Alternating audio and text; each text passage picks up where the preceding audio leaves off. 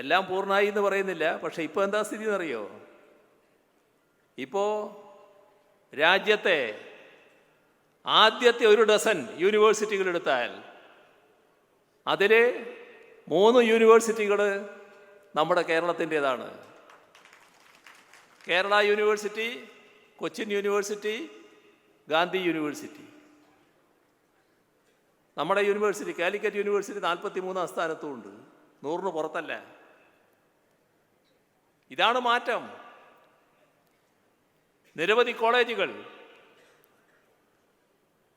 ഇപ്പോൾ നല്ല മികവിൻ്റെ കേന്ദ്രങ്ങളായി മാറിയിരിക്കുന്നു. രാജ്യത്ത് അംഗീകരിക്കപ്പെടുന്ന വിദ്യാഭ്യാസ സ്ഥാപനങ്ങളിൽ കുറേ എണ്ണം കേരളത്തിലുണ്ടായിരിക്കുന്നു. ഇത് മാറ്റമല്ലേ? നമ്മൾ ആഗ്രഹിക്കുന്നത് ഇവിടെ നിൽക്കണമെന്നല്ല, ഇനിയും മുന്നേറണം, ഇനിയും മാറണം. കേരളത്തെ ഉന്നത വിദ്യാഭ്യാസത്തിൻ്റെ ഹബ്ബാക്കി മാറ്റാനാണ് സർക്കാർ ശ്രമിച്ചുകൊണ്ടിരിക്കുന്നത്. അതിൻ്റെ ഭാഗമായി മറ്റ് രാജ്യങ്ങളിലെ കുട്ടികളടക്കം ഇങ്ങോട്ട് വരണമെന്നാണ് ആഗ്രഹിക്കുന്നത്. അതല്ലേ നടന്നുകൊണ്ടിരിക്കുന്നത്?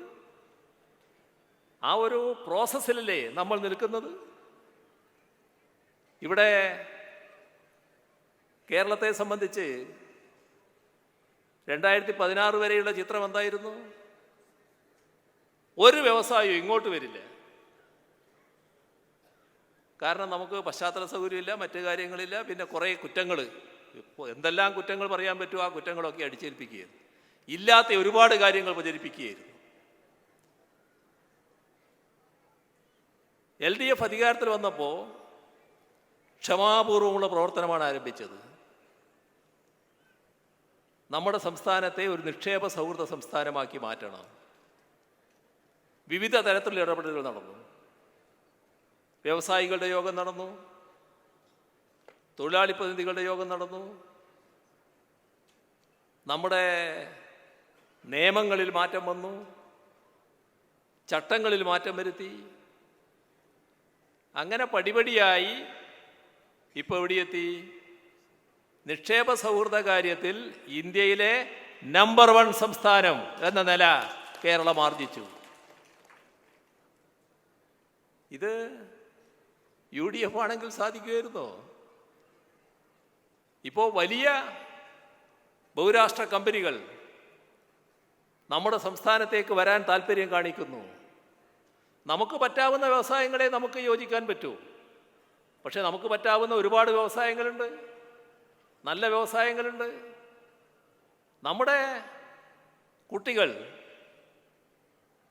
നമ്മുടെ യുവാക്കൾ നല്ല രീതിയിൽ വിദ്യാഭ്യാസം ആർജിച്ച് അവരാർജിച്ച കഴിവനുസരിച്ചുള്ള തൊഴിൽ നോക്കുമ്പോൾ അതിനു പറ്റിയ സ്ഥാപനങ്ങൾ ഇവിടെ ഇല്ലെങ്കിൽ വിഷമിക്കും. ആ സ്ഥാപനങ്ങൾ ഇവിടെ വരാൻ പോകുന്നു. ഇവിടെ പഠിക്കുന്ന കുട്ടികൾ വ്യവസായ സ്ഥാപനങ്ങളിലേക്ക് ആവശ്യമായ തരത്തിലുള്ള മികവ് സമ്പാദിക്കുന്നില്ലെങ്കിൽ അവരാ വ്യവസായ സ്ഥാപനങ്ങളിൽ നിന്ന് പിന്തള്ളപ്പെട്ടു പോകും.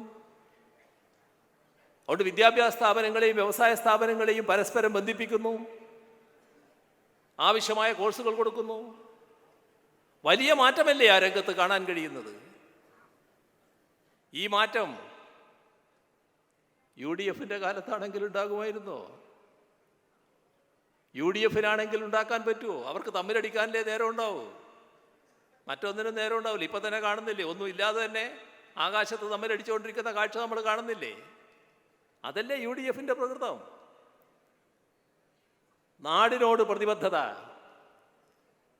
നാടിൻ്റെ വികസനത്തിൽ താല്പര്യം, ജനങ്ങളുടെ ക്ഷേമം വർദ്ധിപ്പിക്കാൻ താല്പര്യം. ഇതാണ് ഒരു ഗവൺമെൻറ് വേണ്ടത്. അതിനാണ് LDF സർക്കാർ ശ്രമിച്ചുകൊണ്ടിരിക്കുന്നത്. അതിൻ്റെ ഭാഗമായി കുറേ കാര്യങ്ങൾ നിർവഹിക്കാൻ നമുക്ക് കഴിഞ്ഞിട്ടുണ്ട്.